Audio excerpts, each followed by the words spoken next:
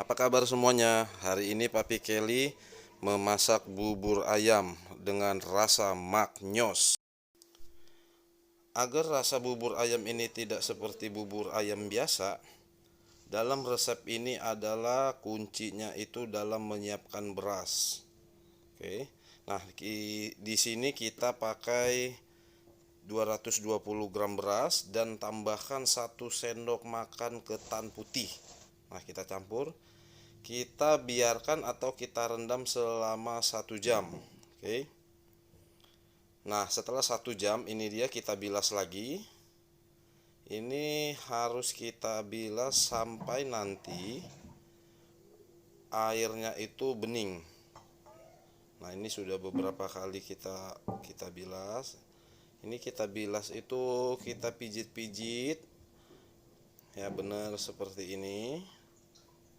Jadi, nah, berasnya sudah lebih cerah ya.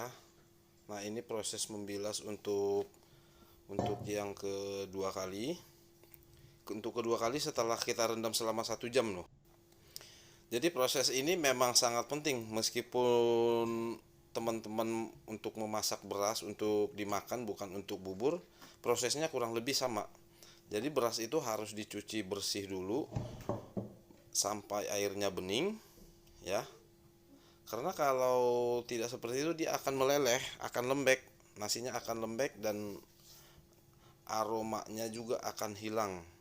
Meskipun itu pandan wangi sekalipun, kalau cara memasaknya salah akan sama aja hasilnya. Oke, selanjutnya ini dia yang sudah selesai kita cuci benar-benar bersih. Kita akan rebus. Ya, sebelumnya kita pindahkan dulu berasnya ke dalam tempat memasak atau periuk atau apalah ya. Oke.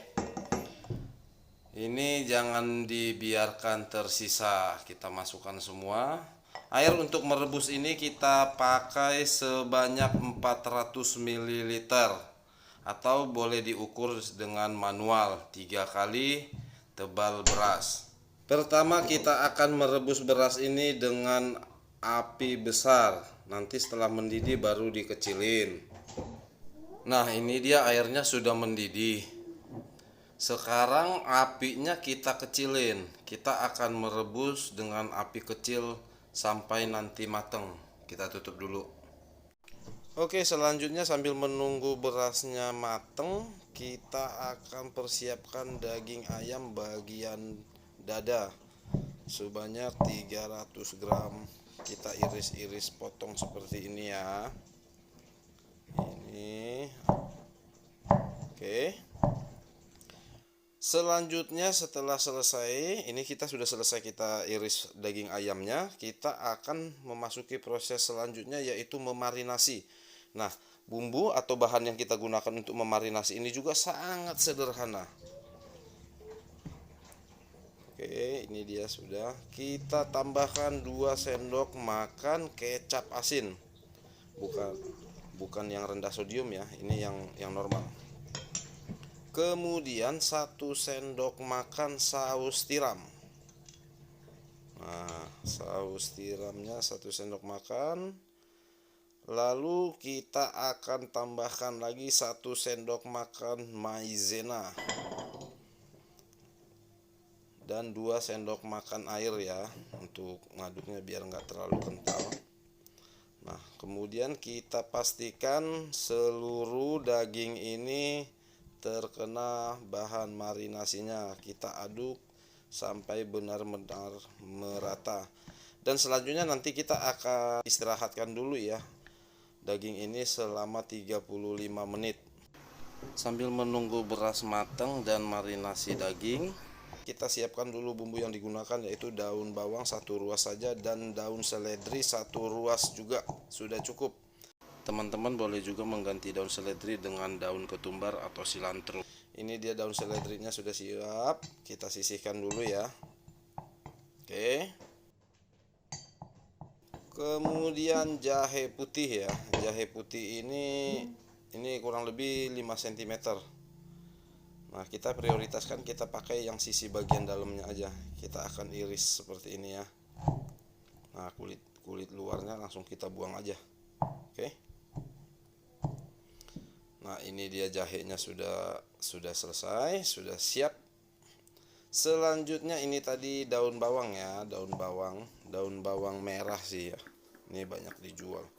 Kita potong-potong, kita iris, nanti ini kita gunakan untuk terakhir kalinya. Di akhir kita gunakan ya. Nah, ini dia daun bawang sudah selesai.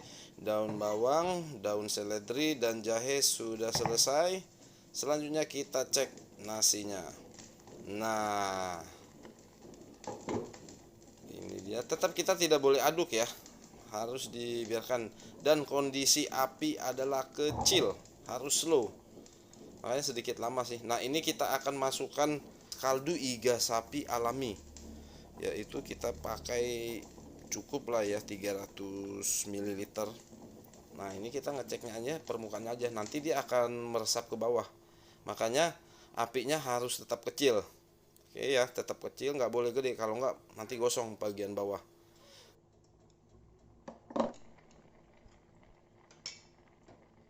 Selanjutnya kita masukkan daging ayam. Daging ayamnya kita masukkan yang sudah dimarinasi tadi dan sudah diistirahatkan selama 35 menit ya.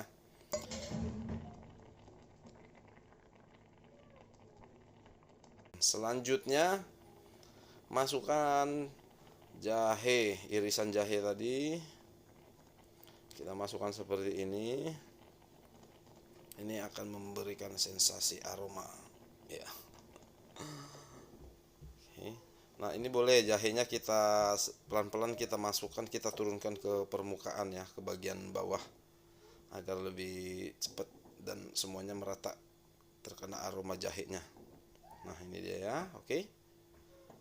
Oh ya, untuk garam boleh ya ditambahkan. Kebetulan kalau di sini saya sudah tidak menambahkan garam karena kaldu iga sapinya sudah, waktu proses memasaknya sudah saya tambahkan garam.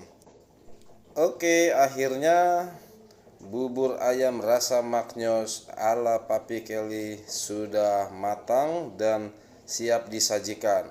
Agar lebih nikmat, aromanya juga mantap, di permukaan bawah bagian dasar mangkok kita taburi daun bawang atau daun seledri sedikit. Kemudian tuangkan buburnya. Ini dia penampakan bubur ayam maknyos. Ya, ini kita tambah makannya pakai telur ayam. Lebih enak nih telur ayam kampung. Ini tadi sih untuk bikin telur ayam kampung untuk dikecapin. Tapi ini belum meresap sih bumbunya, saya pakai untuk makan aja ya. Nah, kita akan santap. Oke. Teman-teman boleh juga menambahkan ke dalam bubur ayam ini lada putih atau bubuk cabai. Selamat mencoba resep bubur ayam maknyos. Terima kasih.